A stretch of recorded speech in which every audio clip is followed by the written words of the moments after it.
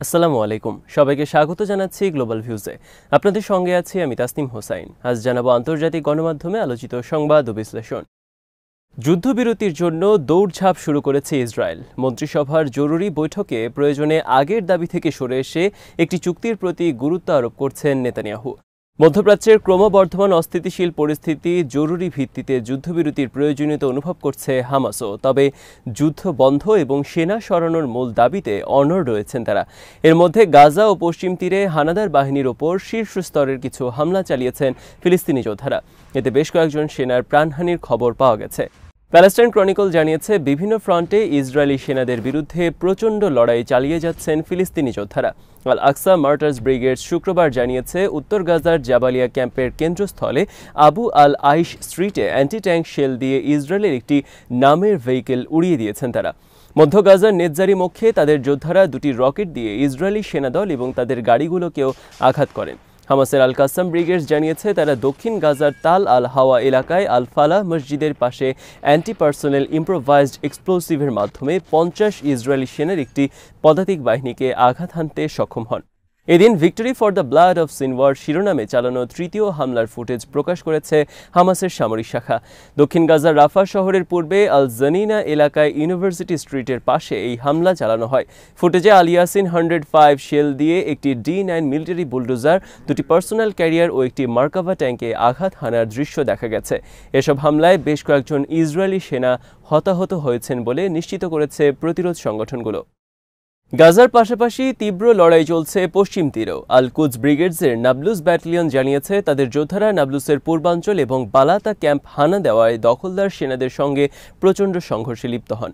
আল কুদস জানিয়েছে, ইসরায়েলি বাহিনী এবং তাদের গাড়িগুলোকে লক্ষ্য করে মুহুর্মুহু গুলিবর্ষণ করা হয় এবং হামলায় বিপুল পরিমাণ ইম্প্রোভাইজড এক্সপ্লোসিভ ডিভাইস বা IED ব্যবহার করা হয়। তাছাড়া বালাতা ক্যাম্পে অন্য প্রতিরোধ গোষ্ঠীগুলোর সঙ্গে সমন্বয় করে তাদের যোদ্ধারা ইসরায়েলের পদাতিক বাহিনী এবং সামরিক যানগুলোর ওপর বৃষ্টির মতো গুলিবর্ষণ ও বোমা নিক্ষেপ করেন। ফাহার মুভমেন্টের সামরিক শাখা আল আকসা মার্টার্স ব্রিগেড জানিয়েছে, বালাতা ক্যাম্পের সবগুলো অক্ষে তাদের যোদ্ধারা মেশিন গান ব্যবহার করে দখলদার বাহিনীর সঙ্গে প্রচণ্ড যুদ্ধে লিপ্ত হন। জৌফি নামে তাদের শক্তিশালী IED কয়েকটি ইসরায়েলি সামরিক যান ও বুলডোজারে আঘাত হানে। এতে হানাদার বাহিনী বড় ধরনের ক্ষয়ক্ষতির মুখে পড়ে বলে জানিয়েছে আল আকসা। গোষ্ঠীটি জানিয়েছে, হাসাসিন অক্ষে তাদের কঠিন হামলার মুখে পড়ে ইসরায়েলের একটি পদাতিক বাহিনী। প্রথম বাহিনী পরাস্ত হওয়ার পর দ্বিতীয় বাহিনী এলে উচ্চ শক্তির এক্সপ্লোসিভ ডিভাইস এবং বুলেটের বৃষ্টির মাধ্যমেও তাদের পরাস্ত করা হয়। তাছাড়া ফাতার সামরিক শাখার যোদ্ধারা বৃহস্পতিবার রাতে জেনিনের পশ্চিমে সাকেত বসতিতে ব্যাপক পরিসরে গুলিবর্ষণ করার পর নিরাপদে ফিরে আসেন। বালাতা ক্যাম্পে IEDর বিস্ফোরণ ঘটিয়ে একটি ইসরায়েলি ইউনিটের ব্যাপক ক্ষয়ক্ষতি করতে সক্ষম হয়েছে বলে জানিয়েছে আল মুজাহিদিন ব্রিগেডস। মধ্যপ্রাচ্যের সংঘাতে নতুন মাত্রা যোগ হওয়ার পর গাজায় যুদ্ধবিরতি এবং বন্দি বিনিময়ের দিকে নতুন করে মনোযোগ দিয়েছেন হামাস ও ইসরায়েলের কর্মকর্তারা। তারা বলছেন, গত মাসে কাতার ও যুক্তরাষ্ট্রের মধ্যস্থতাকারীরা নিরাশ হয়ে আলোচনা বন্ধ করে দেওয়ার পর মিশরে আবার নতুন করে শান্তি আলোচনা শুরু হয়েছে। একটি সূত্র APকে জানিয়েছে, কাতারের মধ্যস্থতাকারীরা মিশরে ফিরে গেছেন, সেখানে এই প্রচেষ্টা জোরদার করা হয়েছে। ওয়াশিংটন পোস্ট শুক্রবার জানায়, মধ্যস্থতাকারীরা এমন ইঙ্গিত দিয়েছেন যে গাজায় যুদ্ধবিরতি চুক্তিতে পৌঁছানোর জন্য গুরুতর চেষ্টা চলছে। বৃহস্পতিবার রাতে ইসরায়েলের মন্ত্রিসভার এক বৈঠকের পর ইসরায়েলি সম্প্রচার মাধ্যম চ্যানেল 12 সরকারি কর্মকর্তাদের বরাতে জানিয়েছে, তারা মধ্যস্থতাকারীরা মনে করছেন মধ্যপ্রাচ্যে একের পর এক নতুন পরিস্থিতি সৃষ্টি হওয়ার পর দ্রুত একটি সমাধানে আসা প্রয়োজন। এমনকি আংশিক চুক্তি হলেও পক্ষগুলো এতে সায় দিতে পারে। প্রতিবেদনে বলা হয়, এই আংশিক চুক্তিতে থাকবে সাময়িক যুদ্ধবিরতির বিনিময়ে গাজা থেকে শিশু, নারী ও আহত পণবন্দীদের মুক্তি। ইসরায়েলও তাদের কারাগার থেকে শত শত ফিলিস্তিনিকে মুক্তি দেবে। এতে আরও বলা হয়, আগামী সপ্তাহের গোড়ার দিকেই নতুন প্রস্তাব নিয়ে আলোচনার জন্য একটি ঊর্ধ্বতন ইসরায়েলি প্রতিনিধি দল কায়রোর উদ্দেশ্যে রওনা হবে।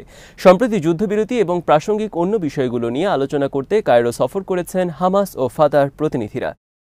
এদিকে যুদ্ধবিরতি প্রতিষ্ঠার ব্যাপারে নিজেদের অবস্থানে নমনীয় হওয়ার ইঙ্গিত দিয়েছে হামাস। সংগঠনের পলিট ব্যুরো কর্মকর্তা বাসেম নাইম বলেছেন, 14 মাস ধরে চলমান যুদ্ধের সমাপ্তি টানার ব্যাপারে একটি যুদ্ধবিরতি চুক্তি এখন নাগালের মধ্যেই রয়েছে বলে তিনি মনে করছেন। বাসেম নাইমের বরাতে ফিলিস্তিনি বার্তা সংস্থা সামা এই তথ্য জানিয়েছে। তিনি বলেছেন, আমি মনে করি ডোনাল্ড ট্রাম্পের নেতৃত্বাধীন পরবর্তী মার্কিন প্রশাসন গাজা পরিস্থিতির উপর ইতিবাচক প্রভাব রাখতে পারবে, কারণ ট্রাম্প তার নির্বাচনী প্রচারে পশ্চিমা এশিয়া অঞ্চলে চলমান যুদ্ধ বন্ধ করার প্রতিশ্রুতি দিয়েছেন। হামাস নেতা অবশ্য গাজায় সম্ভাব্য যে কোনো যুদ্ধবিরতি প্রতিষ্ঠার ক্ষেত্রে তার সংগঠনের মৌলিক অবস্থানে অটল থাকার কথা পুনর্ব্যক্ত করে বলেছেন, যুদ্ধবিরতি হতে হবে স্থায়ী। উপত্যকা থেকে সব ইসরায়েলি সেনা প্রত্যাহার করতে হবে এবং সব ফিলিস্তিনি শরণার্থীকে তাদের বাড়িঘরে ফিরে যেতে হবে। তবে তিনি বলেন, যুদ্ধবিরতির এই সব শর্ত বাস্তবায়নের ধাপগুলোর ক্ষেত্রে হামাস নমনীয়তা প্রদর্শন করতে রাজি আছে। উদাহরণ হিসেবে তিনি বলেন, গাজা উপত্যকা থেকে ধাপে ধাপে ইসরায়েলি সেনা প্রত্যাহার করার সুযোগ রয়েছে। এর আগে একবারে সকল দখলদার সেনা প্রত্যাহারের দাবি জানিয়েছিল হামাস। বিভিন্ন সংবাদ মাধ্যম জানিয়েছে, মিশরের মধ্যস্থতাকারীদের মাধ্যমে হামাসের কাছে নতুন যুদ্ধবিরতি চুক্তির খসড়া পাঠিয়েছে ইসরায়েল। প্রস্তাবে ৪২ থেকে ৬০ দিনের যুদ্ধবিরতির কথা বলা হয়েছে। এই সময় হামাস ৫০ বছরের বেশি বয়সী পুরুষ ও সব নারীকে জিম্মি থেকে মুক্তি দেবে। পাশাপাশি যাদের জরুরি চিকিৎসার প্রয়োজন তারাও মুক্তি পাবেন। শুরুতে ৩৩ জন জিম্মি মুক্তির দাবি করলেও ইসরায়েল তাদের সেই প্রত্যাশা থেকে সরে এসেছে। এই প্রস্তাবের অংশ হিসেবে ইসরায়েল শত শত ফিলিস্তিনি বন্দীকে মুক্ত করার ইচ্ছা প্রকাশ করেছে। তাদের মধ্যে যাবজ্জীবন কারাদণ্ডপ্রাপ্তরাও আছেন। এক ইসরায়েলি কর্মকর্তা টাইমস অফ ইসরায়েলকে বলেছেন, আমরা হামাসের জবাবের অপেক্ষায় আছি। মিশরীয়দের কাছ থেকে আমরা সেই বার্তা পাব। নীতিগতভাবে নতুন চুক্তি মেনে নিয়ে এর খুঁটিনাটি বিষয়গুলোতে হামাস দর কষাকষি করতে আগ্রহী কিনা তা কয়েকদিনের মধ্যে আনুষ্ঠানিকভাবে জানা যাবে। হামাসের কাছ থেকে ইতিবাচক জবাব পেলে ইসরায়েলি প্রতিনিধিরা কায়রো গিয়ে চুক্তি চূড়ান্ত করবেন। যুদ্ধবিরতির সময়সীমা, মুক্তির জন্য বন্দির সংখ্যা নির্ধারণ এবং কোন কোন ফিলিস্তিনি মুক্তি পাবেন সে বিষয়গুলো নির্ধারণ করা হবে। যুক্তরাষ্ট্রের নবনির্বাচিত প্রেসিডেন্ট ডোনাল্ড ট্রাম্পের উপদেষ্টা মাইক ওয়ালস জানান, ট্রাম্প গাজায় বন্দি মুক্তি এবং যুদ্ধবিরতির উদ্যোগে সমর্থন জানিয়েছেন। এর আগে ট্রাম্প হুঁশিয়ারি দিয়ে বলেছেন, মার্কিন প্রেসিডেন্ট হিসেবে আমার দায়িত্ব গ্রহণের তথা ২০ জানুয়ারির আগে যদি বন্দি মুক্তি দেওয়া সম্ভব না হয়, তবে মধ্যপ্রাচ্যে যারা মানবতার বিরুদ্ধে বর্বরতা চালাচ্ছে তাদেরকে চরম মূল্য দিতে হবে। ট্রাম্প বলেন, যারা দায়ী তাদের এমন কঠোরভাবে আঘাত করা হবে যে আঘাত যুক্তরাষ্ট্রের দীর্ঘ এবং ঘটনাবহুল ইতিহাসে কাউকে করা হয়নি। আল জাজিরা জানিয়েছে, এর মধ্যেও গাজায় ইসরায়েলি হামলা চলছে। শুক্রবার ইসরায়েলি হামলায় মধ্য গাজার নুসইরাত শরণার্থী শিবিরে ২০ জন এবং উত্তর গাজার ইন্দোনেশিয়ান হাসপাতাল ও কামাল আদওয়ান হাসপাতালে ২৯ জন নিহত হয়েছেন। কামাল আদওয়ান হাসপাতালের ভেতরে এবং বাইরে কাউকে চলাফেরা করতে দেখলেই গুলি করছে হানাদার বাহিনী। গাজা স্বাস্থ্য মন্ত্রণালয় জানিয়েছে, গত বছরের ৭ই অক্টোবর গাজায় ইসরায়েলি হামলা শুরুর পর থেকে এই পর্যন্ত অন্তত ৪৪,৬১২ ফিলিস্তিনি নিহত হয়েছেন। এদিকে যুদ্ধবিরতি লঙ্ঘন করে দক্ষিণ লেবাননে আবারও বিমান হামলা চালিয়েছে ইসরায়েল। লেবাননের স্বাস্থ্য মন্ত্রণালয় জানিয়েছে, ইসরায়েলি হামলায় এ পর্যন্ত নিহত হন ৪,০৪৭ জন। সিরিয়ায় একের পর এক গুরুত্বপূর্ণ শহর দখল করছে বিদ্রোহী বাহিনী। বিদ্রোহীরা বলেছেন, তারা গুরুত্বপূর্ণ শহর হোমসের দ্বারপ্রান্তে এসে পৌঁছেছেন। ঝড়ো হামলার মুখে শহরটি থেকে হাজার হাজার মানুষ পালিয়েছে বলে জানিয়েছে আল জাজিরা। এই অক্টোবর পর্যন্ত তুর্কি সীমান্তের ছোট্ট একটি অঞ্চল নিয়ন্ত্রণে ছিল বিদ্রোহী নেতৃত্ব দেয়া হায়াত তাহরির আল শামের। ৩রা ডিসেম্বর তারা আকস্মিক হামলা চালিয়ে আলেপ্পো দখল করে নেন। পরদিন তারা দক্ষিণে অগ্রসর হয়ে হামা শহরের চারপাশে অবস্থান নেন। হামা দখলের পর ৫ই ডিসেম্বর হোমস শহরের দিকে এগোতে থাকেন তারা। শুক্রবার এক সংক্ষিপ্ত বিবৃতিতে হায়াত তাহরির নেতৃত্বাধীন যোদ্ধারা সরকারি বাহিনীকে হোমস ছেড়ে যাওয়ার আহ্বান জানান। বিরোধী বাহিনীর এক কমান্ডার বলেছেন, আমাদের বাহিনী হোমস শহরের পাশের সর্বশেষ গ্রামটি মুক্ত করেছেন। তারা এখন শহরের দেয়ালের পাশে অবস্থান করছেন। এর আগে Syrian observatory for human rights জানায়, রাতে হোমসের হাজার হাজার অধিবাসী পশ্চিমাঞ্চলীয় উপকূলের দিকে পালাতে শুরু করেন, যেখানে এখনও প্রেসিডেন্ট বাশার আল আসাদের নিয়ন্ত্রণ রয়েছে। যুক্তরাজ্য ভিত্তিক সংস্থাটি জানিয়েছে, শহরের দিকে অগ্রসর হওয়ার আগে হোমস গভর্নরেটের রাস্তান এবং তালিবে সহ শহর দখল করেন বিরোধী যোদ্ধারা। হোমস হচ্ছে হামার ২৯ মাইল দক্ষিণে অবস্থিত সিরিয়ার উপকূলীয় অঞ্চলের সঙ্গে দামেস্কের সংযোগ রক্ষাকারী প্রধান শহর। সিরিয়ার এক সেনা কর্মকর্তা রয়টার্সকে বলেছেন, হামা থেকে হোমস শহরের সংযোগ সেতু রাস্তান ব্রিজটি বোমা নিক্ষেপ করে ধ্বংস করেছে রাশিয়ান বাহিনী। দামেস্ক অভিমুখে বিদ্রোহীদের অগ্রযাত্রা ঠেকাতে সিরিয়া বাহিনীও সেখানে বিমান হামলা চালিয়েছে। এদিকে শনিবার দক্ষিণে জর্ডান সীমান্তবর্তী শহর দারার নিয়ন্ত্রণ নেওয়ার দাবি করেছেন সিরিয়ার বিরোধীরা।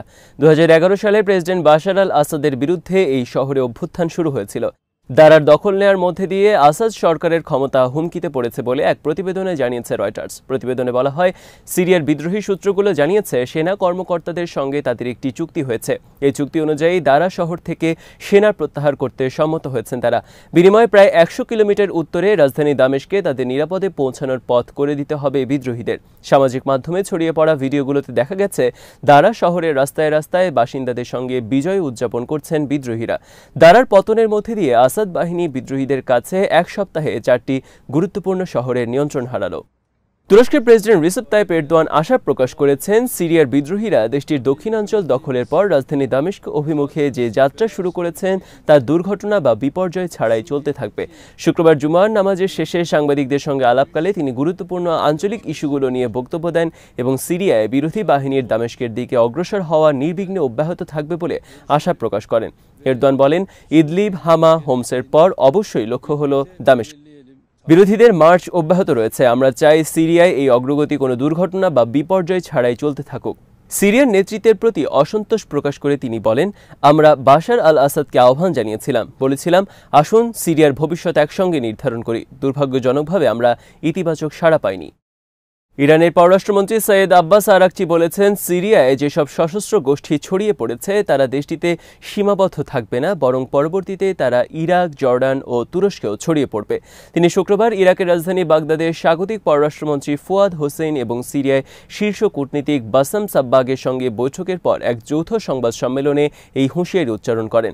আরাকচি সতর্ক করে দিয়ে বলেন, সিরিয়া যদি সন্ত্রাসীদের অভয়ারণ্যে পরিণত হয় এবং দেশটিতে যদি দায়েশের মতো উগ্র গোষ্ঠীগুলোর প্রত্যাবর্তনের ক্ষেত্রে সৃষ্টি করা হয়, তাহলে তা গোটা পশ্চিম এশিয়া অঞ্চলের নিরাপত্তাকে বিপন্ন করবে।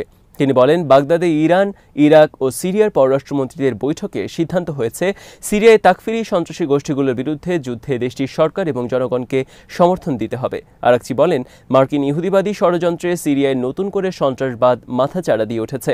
এই ষড়যন্ত্রে ইহুদিবাদীদের ভূমিকা উপেক্ষা করা যায় না বলেও তিনি মন্তব্য করেন। আজ এখানেই শেষ করছি। সবাই ভালো থাকুন, সুস্থ থাকুন আর দেখতে থাকুন বিডি ভিউজ। চ্যানেলটি ভালো লাগলে সাবস্ক্রাইব করুন। সংযুক্ত থাকুন আমাদের ফেসবুক পেজে। আল্লাহ হাফেজ।